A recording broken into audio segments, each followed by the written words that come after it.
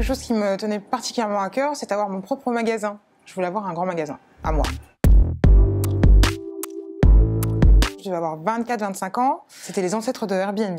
C'était la première fois que je devais constituer un chiffre d'affaires, constituer une base de données clients parce qu'on partait de zéro. Et j'y suis restée 3 ans.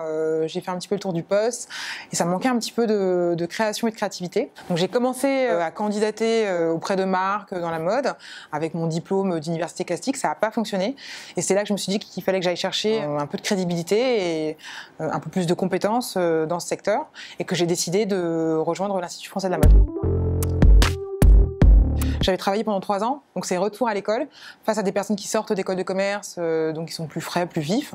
Donc déjà un peu remise en question personnelle, et où je me retrouve aussi plus face à moi-même et de me dire ok, qu'est-ce que tu as envie de faire après?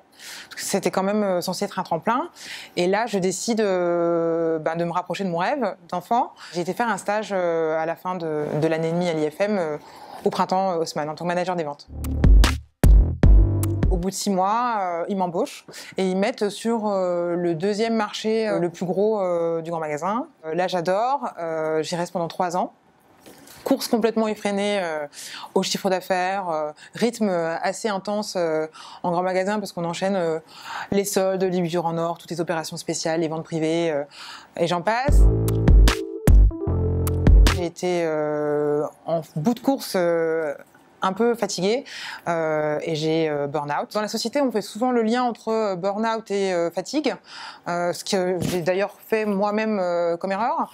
Mais je pense que le burn-out naît à partir du moment où on s'éloigne de qui on est vraiment, où on ne sait pas trop ce qu'on fait entre guillemets sur cette planète et qu'on est en quête de sens. Et je pense que le burn-out est arrivé parce que j'étais très épuisée et fatiguée, ça c'est clair, mais que par-dessus ça, j'étais en complète perte de sens. Donc moi, Laura Braun, qu'est-ce que j'ai envie de laisser à cette planète quand je m'en irai un jour? Et c'est là que j'ai décidé de partir. Etipop, c'est un collectif de marques faisant preuve d'innovation sociale dans la mode.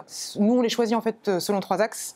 Donc la valorisation du savoir-faire, la protection de l'environnement, donc tout ce qui est bio, upcycling, recyclage et fibres naturelles, et les projets à impact sociaux et solidaires.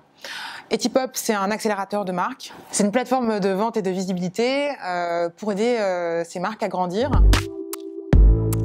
L'entrepreneuriat, c'est un grand 8, donc on sait qu'à chaque fois qu'il y a une super nouvelle, un truc super génial, il y a forcément un bas qui va arriver. Alors je pense que comme tout le monde, j'en ai eu. Les premiers, ça a été quand on comprend qu'on est en train d'itérer. C'est-à-dire qu'au départ, quand le premier modèle qu'on teste ne fonctionne pas, en fait on croit que notre projet est complètement tombé à l'eau, alors que pas du tout. On doit se dire qu'en fait c'est juste ce modèle-là qui ne marche pas, mais qu'on doit itérer et passer à un autre modèle. C'est plus grand que moi en fait. Je fais pas cette aventure entrepreneuriale que pour moi. Le fait que l'industrie doit inverser la tendance, c'est plus grand que moi en fait. Et j'ai la chance en tout cas d'avoir des compétences qui peuvent aider les autres. Je me dis qu'il faut que je les mette à profit. Entrepreneur, c'est avoir un impact sur la société. Donc c'est à nous de choisir quel impact positif on a envie d'avoir. Et il est évident que de la même manière que je fais grandir les marques, mon but c'est de faire grandir mes employés et d'être dans la bienveillance. Ouais. Parce que je pense que quand on est entrepreneur, alors c'est pas forcément un virage, mais je sais que j'ai un profil de défricheur, donc je suis très forte à lancer des projets et à les monter à leur paroxysme, et puis à un moment donné, ils se stabilisent. Je suis pas forte pour le routinier, donc je pense que je laisserai la main à quelqu'un et que j'irai faire autre chose. Arrête de stresser, tout ira bien. Il y a toujours une solution à tout.